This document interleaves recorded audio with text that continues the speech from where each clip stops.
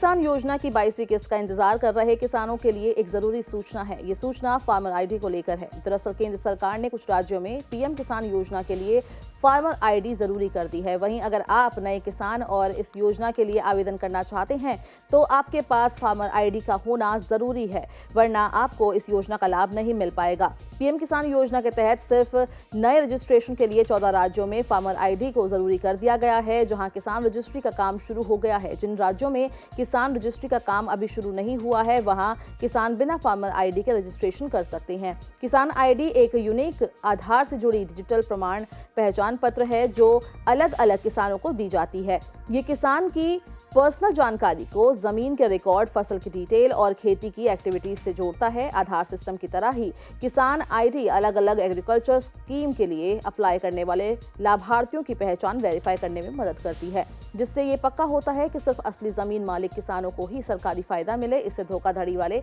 दावे भी कम हो जाते हैं और वेलफेयर प्रोग्राम की कुल एफिशिएंसी बेहतर होती है। किसान आईडी पाने की आवेदन प्रक्रिया हर राज्य में थोड़ी अलग हो सकती है, लेकिन इसमें आमतौर पर कुछ स्टेप्स शामिल हैं, जैसे ऑनलाइन रजिस्ट्रेशन। किसानों को अपने अपने राज्य के ऑफिशियल एग्रीकल्चर पोर्टल पर रजिस्टर करना होगा। उदाहरण के लिए उत्तर प्रदेश में किसान राज्य के डेडिकेटेड सर्विस पोर्टल upfr.agristack.gov.in के जरिए आवेदन कर सकते हैं। इसके अलावा वे सेल्फ रजिस्ट्रेशन के लिए farmer registry UP FCRD service या हस्ताक्षर जैसे ऐप डाउनलोड कर सकते हैं। आवेदकों को जरूरी दस्तावेज जमा करने होंगे, जिनमें शामिल है आधार कार्ड, जमीन के मालिकाना हक के रिकॉर्ड जैसे खतौनी, बैंक खाते की जानकारी, हाल की एक फोटो।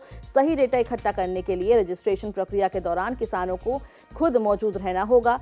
जमा की गई जानकारी को संबंधित अधिकारी वेरीफाई करेंगे ताकि किसान आईडी के लिए आवेदक की एलिजिबिलिटी की पुष्टि हो सके।